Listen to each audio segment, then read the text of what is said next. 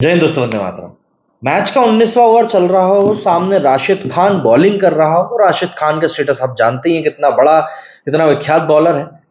उसके सामने जब एक नया डेब्यूटेंट बैटिंग करने के लिए जाता है तो उसके मन में एक रिस्पेक्ट रहती है और उसी रिस्पेक्ट के कारण एक डर भी रहता है कि यार राशिद खान जैसा बॉलर मेरे सामने खड़ा हुआ है। लेकिन फिर जब राशिद खान बॉल डाल देता है और उसके बाद में राशिद खान के ही हक्के बक्के उड़ जाते हैं कि यार ये मैंने किसको बॉलिंग कर दी। ये वाकया देखने के लिए मिला जीटी वर्सेस सीएसके के मैच में, जब समीर रिजवी बैटिंग करने के लिए उतरा। 19वें ओवर में डेब्यूटेंट था, राशिद खान के सामने बैटिंग कर रहा था, पहली बॉल फेस करने जा रहा था आईपीएल की अपने जीवन की। बंदे ने छक्का मार दिया। उस समय जो गट्स समीर रिजवी ने राशिद खान के सामने दिखाए, उससे ना सिर्फ महेंद्र सिंह धोनी खुश हुए बल्कि सीएसके का पूरा डगआउट हक्का बक्का रह गया कि यार ये बंदा क्या कर रहा है। ऑक्शन में जब समीर रिजवी को 20 साल की एज होने के बावजूद भी सीएसके की तरफ से एक हैवी बैकिंग मिली थी, तब हर कोई सवाल पूछ रहा था कि यार ये आखिर समीर रिजवी है कौन, जिसके के ऊपर सीएसके इतना पैसा लगाने के लिए तैयार हो गई। समीर रिजवी यूपी से आने वाला एक लड़का है जिसने कि क्रिकेट की दुनिया में, अगर हम लोकेलिटी की बात करें तो वहां पर अपना नाम काफी अच्छा बना लिया है। और अब शायद वो बारी आ चुकी है कि वो एक स्टेज ऊपर उठकर अब आईपीएल में भी अपना नाम कमाए। डेब्यू हालांकि समीर रिजवी का आरसीबी के अगेंस्ट पिछले मैच में हो गया था, बट उस मैच में बैटिंग की नौबत नहीं आई। लेकिन उस मैच में भी समीर रिजवी वायरल हुआ था। दरअसल मैच के बाद में जब टीम्स हैंडशेक करती हैं, उस दौरान का एक मूवमेंट काफी वायरल हुआ था, एक तस्वीर काफी वायरल हुई थी, जिसमें कि विराट कोहली से हाथ मिलाते समय समीर रिजवी अपनी कैप को उतार लेते हैं। जब भी हम किसी बड़े व्यक्ति से मिलते हैं जिससे कि हम इज्जत करते हैं प्रोफेशनली, तो एक ये जेस्चर किया जाता है। समीर रिजवी का पूरा मूवमेंट काफी वायरल हो गया था। हालांकि उस समय ज्यादा लोगों ने समीर रिजवी को लेकर इतनी ज्यादा बातचीत नहीं करी थी, बट कल के मैच में जब समीर रिजवी की पारी लोगों ने देखी तो लोगों को इतना क्लियर हो गया कि भाई ये जो बैट्समैन है ये यहां पर कमाल करके जाएगा और ये बात पक्की है, तय, ये यहां पर आया है टिकने के लिए। समीर रिजवी यूपी से आते हैं।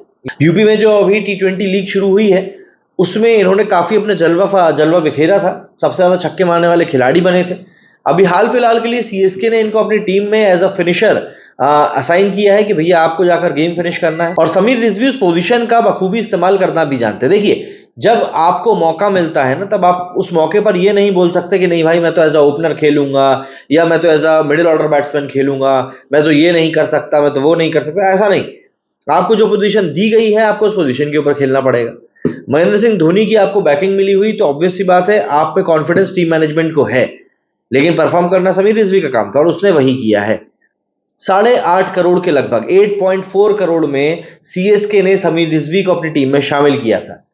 सीएसके का जो टैलेंट मैनेजमेंट का जो पूरा कोर ग्रुप है, जो कि पूरे देश भर में साल भर टैलेंट्स के ऊपर नजर बनाए रखता है कि भाई कौन खिलाड़ी कैसा खेल रहा है, उन्होंने ही समीर रिजवी को यहां पर पॉइंट आउट किया था कि नहीं भाई इस खिलाड़ी के ऊपर हमको नजर बनाकर रखनी है।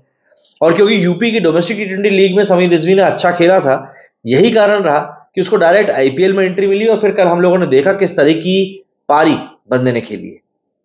देखिए, एक होता है कि एक खिलाड़ी आया है खेलने के लिए, यहां समझ में आता है, और एक होता है कि हाँ खिलाड़ी सिर्फ आया नहीं बल्कि उसने स्टेटमेंट दिया है कि भाई मैं आ गया हूं। वही कुछ काम यहां पर समीर रिजवी ने भी करके दिखाया। कुछ और प्लेयर्स की अगर हम लोग बात करें तो यहां पर रसेल हो गए, जयवान हो गए, कूपर हो गए, अनिकेत हो गए, सिद्धेश हो गए, महेश हो गए, इन कुछ खिलाड़ियों ने भी अपने आईपीएल की पहली इनिंग में पहली बॉल के ऊपर छक्का मारा था। तो ये एक एलीट क्लब में भी समीर रिजवी इसी के साथ शामिल हो गए कि भैया हाँ हम आ गए। पारी कोई बहुत बड़ी नहीं खेली, जल्दी आउट भी हो गए थे, बट उस छोटी सी पारी में बंदे ने अपना इंटेंट क्लियर कर दिया था कि वो आखिर किस तरह की बैटिंग यहां पर करने के लिए आया है। आज की तारीख में अगर हम टी20 क्रिकेट की बात करें, टी20 क्रिकेट में इंटेंट वाकई में एक बहुत ज्यादा अहम रोल प्ले करने वाली चीज बन चुकी है। क्रिकेटिंग वर्ल्ड में आज की तारीख में स्ट्राइक रेट जो है वो भी बहुत ज्यादा मैटर करता है। और स्ट्राइक रेट सबसे ज्यादा इंपॉर्टेंट इसीलिए हो जाता है क्योंकि आजकल टी20 क्रिकेट में 125 130 का जो स्ट्राइक रेट होता है वो तो लगभग सबके सभी मेंटेन कर लेते हैं। बट इन दी एंड बात यह आ जाती है कि भाई आखिर ये जो प्लेयर अब हम आ रहे हैं, जो सामने आ रहे हैं, वो टेबल के ऊपर अलग चीज क्या लेकर आ रहे हैं। अगर ऐसा कुछ करना रहता है तो ऑब्वियस सी बात है उस प्लेयर को थोड़ा सा अपनी स्किन से बाहर निकल कर खेलना पड़ेगा। समीर रिजवी ने कल सिर्फ 6 बॉल खेली, उन 6 बॉलों में उसने 2 छक्के मारकर कुल जमा 14 रन बनाए। अब आप सोचो कि अगर कोई प्लेयर सिर्फ 14 रन बनाकर जा रहा है और उसकी इतनी बातें चल रही हैं, तो कुछ तो देखा जा रहा होगा ना। मोहित शर्मा की बॉल पर हालांकि बाद में समीर रिजवी आउट हो गया, बट उतनी देर टाइम में उसने जो 2 बड़े कड़क शॉट खेले थे, उसमें उसने ये बता दिया था कि उसमें कैलिबर क्या है।